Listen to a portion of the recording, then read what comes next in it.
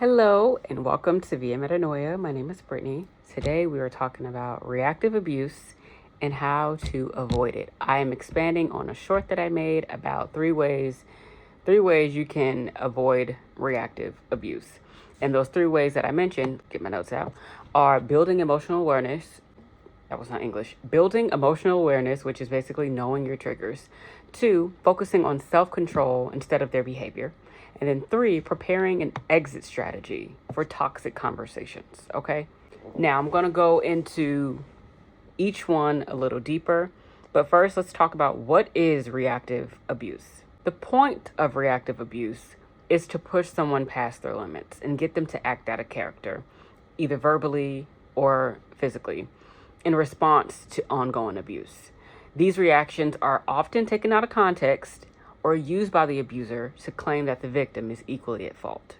And I just want to remind you that you're not. So let's start with the first one that I mentioned, which is building emotional awareness, aka knowing your triggers, okay? Chances are, if you're watching this, you're dealing with someone who knows how and how much and when and how often and which buttons to push. They know how to push your buttons. They know how to get under your skin. Reactive abuse often stems from feeling cornered or overwhelmed by the abuser's manipulation and intimidation. If this is you, right? If this is something that sounds familiar to you, consider these three things. 1, pause before reacting. This takes practice. In the heat of the moment, you'll want to say and do whatever. That's what they want. You're in fight or flight mode because they trigger your nervous system. Your body is doing its best to protect you in this moment. Here's where you have to take control and slow things down. I need my glasses. Here's where you have to take control and slow things down. Take a breath, a deep breath, when you realize you're getting hyped up or you realize they're taking things too far as usual, and step away to break the immediate impulse to lash out. When you realize they're going in that familiar direction where it's like, okay, they're about to go too far. Oh, they're going too far. They're trying to, okay. This is where things usually go left. You have to have pattern recognition as well. And chances are, if you're dealing with someone that is abusive in this way, you become a master at recognizing patterns. Whether you realize it or not, maybe you just realize, I am pretty good at recognizing patterns. This is going to save your life, quite literally. Recognizing patterns, okay? If you're texting them, like if this is something that happens via text, then you put your phone down. Just put your phone down and go do something that relaxes you. 3, we're not on 3, we're on 2. Name your emotions, okay? And I don't necessarily mean to them. This is all for you. Your abuser thinks they know you better than you know yourself. Okay, they probably said that to you. And sometimes you may believe this to be true because they may have broken you down to a point where you think, I can't live without them. I can't survive without them. They know what to do. They have all the answers. I can't make this move without them. I can't make this decision without them. They quite literally turn you into someone who cannot go on with that. But I'm telling you right now, you can. It's a mind thing. They just want to get in your mind. Because your abuser thinks they know you better than you know yourself, you got to start investing more time into you. It's not true. All right. Understanding whether you're feeling anger, fear, frustration, or jealousy can help de-escalate your reaction. I specifically said jealousy because there is a special breed of abusers who like to weaponize other people against you, making you feel less important and less attractive. This can activate very deep wounds if you are someone who deals with abandonment issues or low self-esteem. And people, it's so interesting talking about this topic because everyone is very much, nobody can make you do anything. If you have never been in an abusive situation where someone is coercively controlling you and covertly abusing you, you're not going to understand this. But the thing is, this is so common, but people don't know how to pinpoint it. People don't know how to point it out. People really believe that they're at fault for someone else mistreating them. This is why abuse works. This is why the system of abuse is what it is, because we have victims believing that they deserve the things that happen to them, and we have other people believing that victims deserve what happens to them. So I brought up jealousy specifically because I feel like it's one of those things that abusers can use to make you look crazy and make you feel crazy by just saying, well, you're insecure. And it's just like, that could be true. You could be insecure, but someone purposely playing on that to get reactions out of you so you can feel crazy, so you can further feel less than, so you can further feel like you have to compete in arenas you really do not. That is abuse. That is reactive abuse. Reactive abuse can look like that.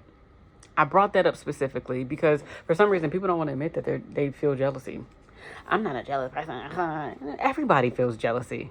Everybody has felt it before. You probably didn't call it that. You probably called it something else.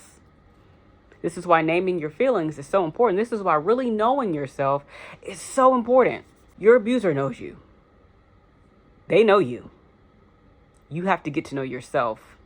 You have to get to know yourself so you can know, oh, if I say this, they're going to say, but I know what I'm going to say. And if that's it, you got to know how to look 3 steps ahead of yourself for yourself. Okay. So if they use something like jealousy to trigger you, this can, like I said, it can activate deep, wounds for you if you're someone that deals with like abandonment issues or self-esteem or some sort of shame, and the urge to lash out and be seen and chosen and heard can be really intense. So identify what it is that you're feeling when they're provoking you. If you need to go back, if you need to like journal, which is number 3, if you need to journal after an argument, I really suggest doing that. If you get into it with them and you didn't mean to get into it with them, but they know how to push your buttons, they know how to pull you in, they know how to make you take the bait. After that, journal about that argument. Also, journaling about it can help you retain information about those arguments because they get so out of control. You forget things that were said because you probably were bringing up one thing to them and now you're talking about something completely different because they never want to stay on topic, especially a topic that triggers their shame. And they're not going to look at their shame. They're going to put that on you. So anyways, 3, journaling. Y'all know how I feel about journaling. Okay. Journal your triggers. Okay. Keep track of situations and phrases that provoke strong reactions so you can prepare for similar scenarios in the future. Identify those patterns. You'll notice a pattern the more you journal, by the way. Okay. This is why journaling has saved my life so many times. Your ability to recognize patterns will improve, and you may even find yourself knowing what they will say or do before it even happens. Okay? Why all of this works. Wanting to understand yourself allows you the opportunity to put yourself first for once. Often in relationships like this, we forget about ourselves. Focusing on knowing what triggers you, giving it a name, and writing it down gives you the chance to learn about yourself. Okay? This leads to improved self-esteem, self-confidence, and self-love. When you can put yourself like, you know what, I need to think about how I'm going to feel the rest of the day. I got to go on to work today. I have to go pick up my kids today. I'm not going to do this to myself today. Okay. Bonus tip. Whoever has you watching this video, you should need to fuck them like they got to go. I couldn't even say that in English. I couldn't even get it out. They didn't want me to get it out. Whoever has you watching this video has to go. Okay. That is a bonus tip. Okay. Cool. Now, the second thing why do I keep saying this? This is not second. The second thing I talked about was focusing on yourself over their behavior. Your reaction is your power. And I'm going to say this often throughout this video. Your reaction is your power. They want you to react so bad. They thrive on attention. They thrive on control and dominance. And if they can get you to react in a way that they want, whether it's tears, screaming, throwing things, pushing them, a lot of them want you to touch them. Like, your reaction is your power. They often provoke a reaction to shift blame or perpetuate their narrative. It's so important to keep your composure. A great prerequisite to this tip is the previous one, which is knowing your triggers, identifying your emotions, and writing them down. Okay. So how can we break this down? 1, reframe the interaction. Staying calm robs the abuser of the satisfaction that they seek. They want you to scream. They want you to cry. One time I was walking away from an argument and I was called out of my name as I was walking away, and I turned back around and shoved them. And it was that the best reaction? Probably not. That's what they wanted, though. They legit told me that. And I was just like, and in the beginning, I was so dumb. I was just like, oh my God, he's so honest. Like, I appreciate that. But he knew me. Like I said, they know you. He knows that honesty is a big deal for me. Especially, I love the honesty that doesn't make you look good, where it's just like, you're being really honest right now, and I appreciate that, because honesty is not about good or bad. It's just about what it is. And the fact that he admitted to me that I wanted to make you that mad, it made me feel like he was attempting to be close to me by being real with himself and being real with me. So of course, cycle of abuse, I fell back in it. Yeah. They told me later on when we made up that that's what they wanted. And that should have been a red flag for me, but it was very early on in the abusive relationship. Please remember that your reaction is your power. If anybody can admit to you that they wanted you to put your hands on them, that's weird. That is a red flag. Do not do what I did and think that it was like, oh, that is so cool. He's so honest. He's so honest with me. That's so crazy. Don't fall for that. If they said that, just get out the relationship. Okay. Next, you can establish boundaries. This one requires a lot of courage, but I know you can do it. Practice disengaging. I will not engage with you if you continue to disrespect me. And follow through. That is very important. Following through. When you say this but continue to argue, it gives them the impression that you're bluffing. It gives them the impression that you're not true to your word. To them, you're weak. Like, oh, you told me to stop doing this and that, but I didn't stop, and you still talking to me. I got so much power over you. I got so much control over you. I run you. Some even feel like they're trying to play a game of like cat and mouse. They feel like you want them to chase them, and it's like almost just like this perverted thing where they think there's this back and forth of it. It's weird. I don't even know. I don't even have the language to even discuss that one, but there are people who legit, it's like exciting for them, for you to be like, I'm not going to engage with you, and they get you to engage. It's just like a fun thing, but not fun like in a good way. It's like fun for them in a weird, almost cuss, in a weird way. Okay, so follow through. If you say you're not going to engage with them, if they continue to disrespect you, don't engage. Follow through every time. Basically, stand on business. A third way that you can practice focusing on yourself and not on them is practicing detachment. You have to understand that what they say and do is not a reflection of you. Let's make that a mantra.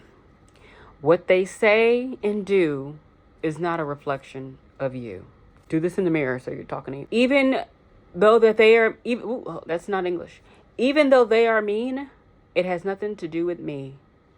Even though they are mean, it has nothing to do with me. Abusers have a talent of making us responsible, or making us feel responsible for their bad behavior.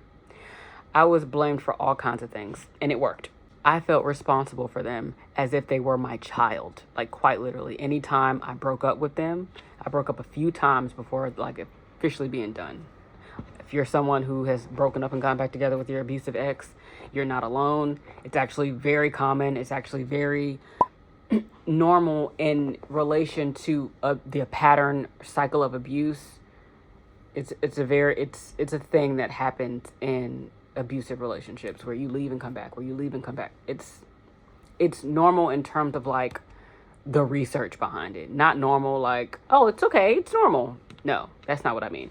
But yes, anytime I broke up with them to protect myself and we would end up back together, they would convince me that I abandoned them when I left. I believe this. I truly believe that I abandoned them, and I was only trying to save myself. I wrote them a letter that it wasn't originally for me to give to them. It was something I did for therapy. And I ended up, the last time I got with them, I ended up sending them all the things that I wrote about them in a last effort to get them to like see that I loved them and that I cared about them and that we could really make this work. I was really desperate to get this person to like be nice to me and to like be good to me and to stop cheating and to stop abusing me. And I sent them all these things that I wasn't supposed to send them because it was just it was just to get it out. It was just for therapy. It was just to get my feelings out. And one of those things included me saying that I was sorry. I was sorry for abandoning them because I really believed that. They really made me believe that I abandoned them. And I was literally only trying to save myself from the abuse that I was experiencing. I wasn't being treated well. I was being called a stupid bitch. I was being called a hoe by somebody. I'm like, well, I'm just fucking you. How am I? Okay. I was called out of my name a lot. I was talked to crazy. This person talked about my family, and I was getting out every time because it's just like, I can't, I don't deserve this. And I really believed them when they said that I abandoned them. So much that I wrote a letter and I was sorry for doing that. That's the manipulation. That's the delusion. You have to create space between you and them. Okay? Between the truth and the lies, between their trauma and your trauma. This is why the first tip is such a great starting place, because the better you understand your triggers and your emotions and your experience, right? And your own patterns connected to your own trauma, right? The better you'll be when detaching, because you'll know what has to do with you, what things have to do with you, and what doesn't, if that makes sense. I feel like I said that wrong. Why this works. After you learn about your triggers and your emotions, it's time to reclaim your power. This tip can help with that. Practice makes better, and it's all about progression. There is no perfect way to go about this. So think progression, not perfection. The more you stand up for yourself by disengagement versus engagement, the more empowered you feel.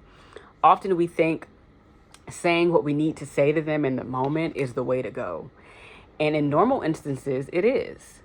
I was with this person who I would want to talk. And there was one point where I would be talking to them and they would just be looking at me. Just looking at me like I was not saying. They would be looking straight through me and just be like, yeah, like just agreeing with whatever I'm saying. They were just waiting for me to shut up. You think that saying what you need to say and pouring your heart out is what you need to do. That's what they want you to exert so much power so that by the end of the argument, you're tired. They want you to feel weak and depleted. They want to drain you. So they don't care about what you're saying. They want you to feel stupid. They want you to feel silly. So, like I said, in normal instances, this can work. But quite often when you're dealing with someone who simply wants reactions out of you, they are not listening to what you're saying. They probably don't even care. There are no magical words that you can say to someone who just wants power and control over you. There are no magical words you can come up there. You won't think of anything good enough, nothing poetic enough, nothing beautiful enough, nothing intense enough, nothing. Okay? They will do anything to shut you up and shut you down, even if it provokes you into a rage where you eventually shut down again from shame and embarrassment. Like, I got this person to lash out. Look at them. Now they feel stupid. That's it. They will literally get you charged up so you can shut down later, which is why reactive abuse is great for them. They get true satisfaction from it, like a vampire draining someone of their blood. I literally look like a totally different person before my relationship and after. I look sick. I was literally drained, like quite literally drained. Made no sense. Sometimes the best thing you can do is say nothing, stay calm, establish your boundary, and disengage whenever necessary. Here's a bonus tip, okay? Get an accountability partner. Abuse cannot thrive when you have community. And also, though, abuse thrives in community, however, and this can get confusing and frustrating. So abusers usually have people to defend them and back them up because they're people. People love them. People care about them, right? They isolate their victims so that you do not, okay? So when they take things too far, you have no one to count on because they don't want you to depend on anyone. They only want you to come to them. And it's a sick cycle. I was in this cycle. I would be hurt by this person, and then I would go to them to help me take care of the wound. Like, I was really expecting to get better in the same place that I got sick. Find someone you trust that will sit with you through the discomfort of setting the boundaries and not getting off that last comment that you wanted to make. Okay? Hell, go back to your journal if you need to. Okay? Everything you wanted to say to them, write it down. I bet you'll realize that all you needed was you. All you needed was a little more you. You didn't need them to know that they hurt you. You tell them that every time they argue. They already know you. They already know that. They already know that. They already know what you need. They already know what you want. Journaling makes you realize just how much you need you. Be raw with yourself in these journals. Get it all out. I mean, get it all out. Okay? And if you can, have someone that loves you, holds space for you, and understands what you're going through. Not many people are sensitive to victims of abuse. And this is also why community is hard to find for victims sometimes. The shame that comes with abuse is something else. It will make you feel like you deserve to be alone. It'll make you feel like you deserve to be abused. And this isn't true. If they can abuse you and do all the horrible things that they do and still have people who support them, why can't you? Number 3, let's break down preparing an exit strategy for toxic conversations, okay?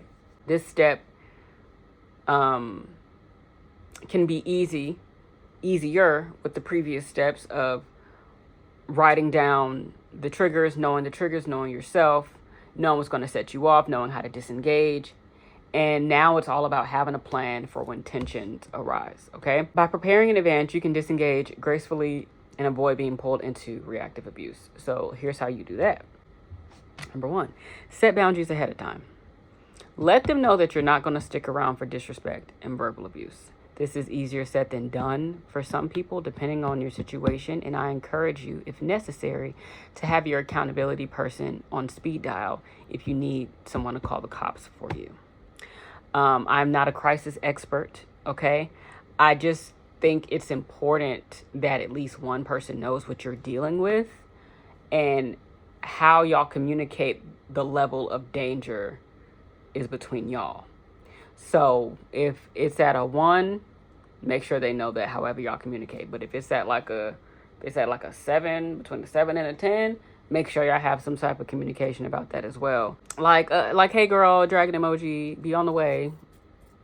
If I don't send another emoji by this time, call me. If I don't answer, call the police. And tell them that you think I'm in danger or whatever. Something like that. If setting boundaries is scary for you for whatever reason, I really encourage you to practice in little ways every day. Boundaries are so important in the healing journey, in the healing process. So practicing with them in like small ways, like, let me think. So one of the ways that I practiced that was small but big to me and prepared me for like setting bigger boundaries, my abuser would almost dare me not to hold his hand. Like let's say he would do something and I would be upset, rightfully upset, and I don't want to hold his hand while he drives. I'm just sitting in the passenger seat with my hands in my lap. He'll know that I don't want to touch him because he read my body language very well and it often ignored it. So he put his hand out for me to hold it while he was driving. And I used to always grab it out of fear that if I didn't, it would be a problem. Because another thing he liked to do was drive crazy on the road to scare me. I had to learn to not react to him doing that too. I had to train my body to not react to him driving like a maniac. That's crazy to me. I had to train my body to not react to him driving like that. Reaction is your power. He eventually stopped doing that because he stopped getting a reaction. I used to like grab the door because it was scary. He told me I was being dramatic, by the way, but he was doing that to scare me. At this point, I don't care if you drive crazy. I don't care if you get mad. There was just one day, I didn't hold his hand. I was just like,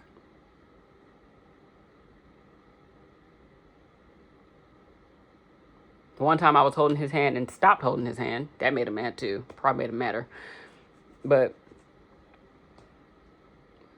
that was small, but it was big because I knew what it meant. He was never putting out his hand for like as a way to like call truce with each other. It was never about that. It was almost like him daring me not to. Like, I dare you not to hold my hand. It was like this silent thing. And it was scary.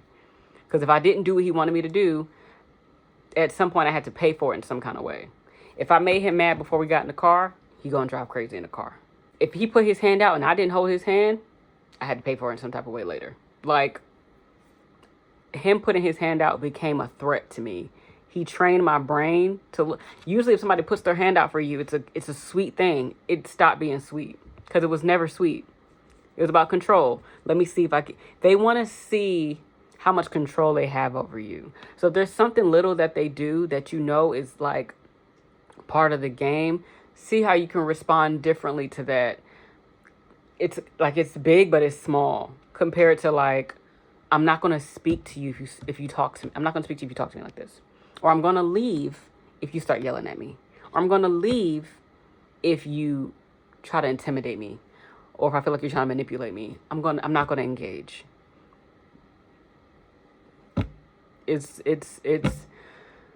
this is why I say have somebody that knows what's going on, because once you start setting boundaries, this is when things can get really dangerous for some people. And somebody needs to know. At least somebody, if you're not sure of what you're dealing with, if you're not sure if you're dealing with somebody that's abusive, because I had that moment too where I was not sure if my abuser was really this abusive person that they came off to be, because that manipulation gets to you. You start feeling like, well, maybe that was my fault, or maybe can't nobody make you abuse them. I mean, like getting mad at you and being upset, that's normal. That's human. Nobody made that boy drive crazy in the car when I was in the car to scare me. Ain't no way you could blame me for that. That don't make no sense. You zigzagging through traffic because you're mad at me, making me feel like I'm about to lose my damn life on this road. And he knew how afraid I was of dying in a car crash, because I had lost someone in a car crash, and he would do that to scare me. That's sick. I bring up that story to say that setting boundaries, big and small, no matter where you start, practice little ways. Practice not engaging. Practice not reacting. Over time, it makes you feel better. It makes you feel stronger, like you have more control over yourself. That is really my whole point in finding ways to not engage in reactive abuse, or being reactive towards them in general, because all they want is a reaction from you. So another way to break down preparing for an exit strategy for toxic conversations or toxic situations, because I just brought up situations, not even conversations per se, but 2, create safe places. If possible, have a go-to area where you can ground yourself when emotions escalate, even if it's just in your mind. Like when I was in the car and they would drive crazy really fast going through traffic to scare me, I had to, when they first did that, I remember I took a deep breath to calm myself down, and that pissed them off. They were like, "Why are you breathing like that?" I was like, whoa, I can't do nothing right. People make jokes like, yo, the way they breathe gets on my nerves. Like, it's a joke, like it's funny. They really said that. Blew my mind. I was like, I can't breathe a certain way around you? Okay, that's scary. Like, literally, that phrase right there made me feel like, in my mind, that there's I could do anything to set them off. If my breathing made you, why are you breathing like that? You being dramatic. Okay. I was literally afraid to do anything after that point. Like, shit was crazy. Even if it's in your mind. So in the car when they would do that, I learned to breathe deeply without making noise, if that makes sense. Like, I learned to just focus and realize that I'm going to make it home. I would literally tell myself that. That's something I've been telling myself since high school. I'm going to make it home. I'm going to make it home. I'm going to make it home. And I always make it home because I have faith in that. So I don't know if anybody cares to bring faith or anything into this video and this topic, but that was my happy place. Believing that I was going to get home regardless of how mad this person was throwing a tantrum on the road. Like, I'm fine. I'm going to be okay. I'm going to get home. And that had me good every time. Okay. I even another way you can think of creating a safe place. This is very specific to my situation, but I don't know, maybe it can help somebody else. I briefly lived with the abuser and I had to move out without telling them in advance. I learned that telling them stuff like this put them in a mode to like be like manipulative. So I knew that if I was to say something, two ways he could have reacted. He either could have got really mad and scared me into staying, or he could have started being really nice and manipulated me into staying. Either way, I was afraid of it working, because in that relationship, I learned that when he was being really nice, it wasn't a good thing. I always got triggered. I was always triggered when he was really nice to me. Out of nowhere, because he was really mean. So when he was really nice, I would be like, okay, this is going to be followed up with something crazy. Something's going to happen to me. I was like, he's about to start with me. He's about to start a fight with me. Like, because why are you being so nice? So I just didn't say anything. And that place was never a happy place for me. So I knew I had to leave. I didn't know what they would do, so I didn't say anything. And before that, before I left, before I could leave, I would just think, kind of like the car thing, I'll be home soon. And they won't even know. They don't even know that I'm not going to be here. And it's okay. I'll be safe. I'll be with people I love, with people that love me, and with people that won't be putting me in harm's way. Okay? Stuff like that. Whatever works for you. I was also big on naps. Naps are fun. Resetting your brain can help a little bit too. You know, if you are a nap person, I don't know, naps, like, just, it takes you out of that fight or flight mode, that's scared, where your brain, because if you're in that mode, you're like operating from your amygdala. Did I say that right? Amygdala. Amygdala. It's the part of your brain that activates when you're scared. And sometimes being in a relationship like this, it's always active. So you can't relax. You're constantly trying to stay safe. And naps, if you're able to calm down enough to take naps, they help reset your mind so that things are a little bit clearer, you know? And this part of your brain can turn on a little bit. Just a little bit. It helps. I don't know. Okay? Meditation also helps. But again, that's if you're able to be in a space where you can sit and be calm enough to ground yourself to even do that. If you can't do that, I think naps are like a quick little, not quick little, but like a little way you could do that. Kind of just resetting your brain. I'll also say, third way to break this one down, use a mantra. What mantra did we come up with earlier? What they do and what they say is not a reflection of you. That is not how I said it. What they say and do is not a reflection of you. Even though they are mean, it has nothing to do with me. That is their behavior, not mine. Find mantras from your journal. Look through your journal and be like, what's something that I wrote that I can make a mantra? Highlight that hoe. Okay? Have something that you tell yourself all day, every day, to yourself. If they're you could tell they're about to start with you, remind yourself, that's their behavior, not mine. I know I didn't do anything wrong today. Or even if you're one of those people that, like, this was me, this is probably what kept me in the relationship so long. But I like to validate their feelings and mine.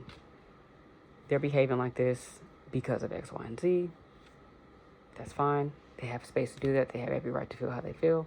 I also have every right to feel how I feel, blah, blah, blah, blah, blah. I always validated that person's feelings because I also understood that we are who we are for a reason. And that helped me. It doesn't help everybody. And if you don't want to be that person that's validating your abusive feelings, I mean, I feel you. I mean, I get it. You don't have to. You don't have to. You're saying, ooh, my light finna fall. It helped me and how things went for me. And even though they probably would disagree, I feel like I knew them well enough to understand certain behaviors. Not like necessarily excusing it, but I could understand certain things. Like I understand why you're acting like this. It's not okay, but I understand. I'm not gonna, stick around for it anymore. I'm not gonna allow myself to be subjected to this behavior, but I can sympathize with you and I can empathize with you for sure. And that helped me. That helped me. This has nothing to do with me. The things you tell yourself on a daily basis before you feel an argument coming on to prepare yourself for possibly, exiting a toxic conversation are really important.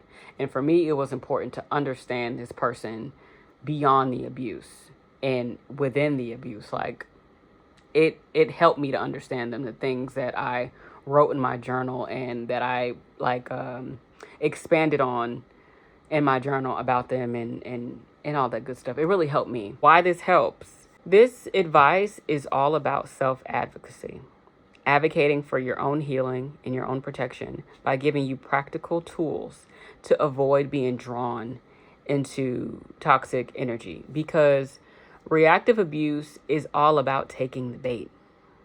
They want you to take the bait. Do not take the bait. If you don't know whether or not it's bait, don't take it. Just rule of thumb. If you don't know, just don't take it. Why run the risk?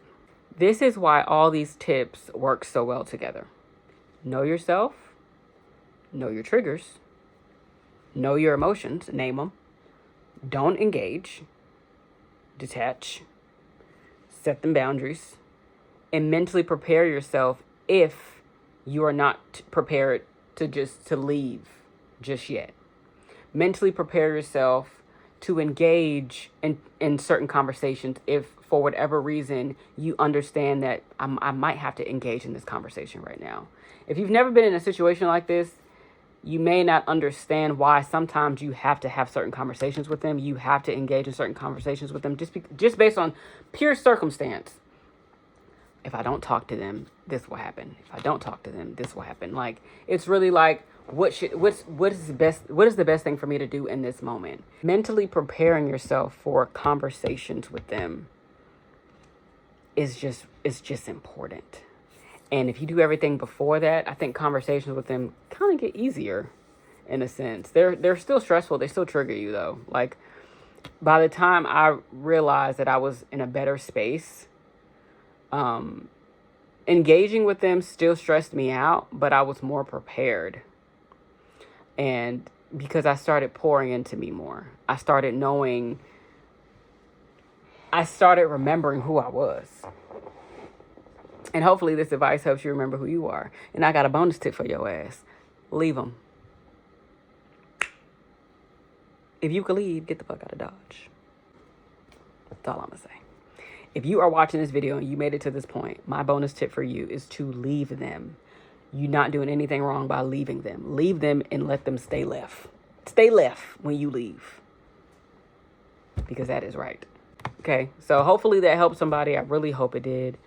Thank you for watching. If you got to this point, subscribe if you haven't already. Welcome if you're new here. Welcome back if you're making it back here.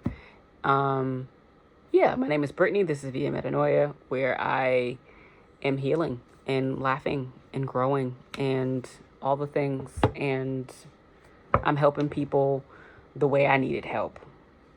I would hope, I needed this same help. And there are plenty of accounts that helped me when I was going through it. And I don't think I went through what I went through for no reason. And I feel like this advice could really help somebody. So hopefully it does. So, yeah, peace out.